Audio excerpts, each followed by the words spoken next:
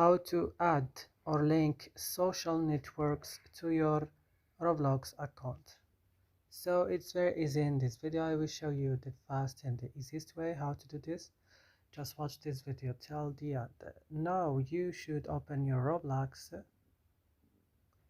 and after this come here to this 3 point. Right now come to your settings. On settings go to account information,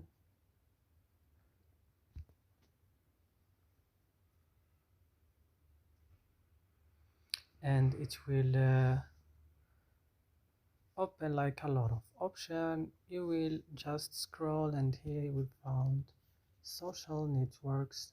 Here you can link your Facebook, Twitter, YouTube, Twitch, Galded, and everything. So that's it. I hope this video is helpful for you. Don't forget to like, subscribe in our channel. See you in another video.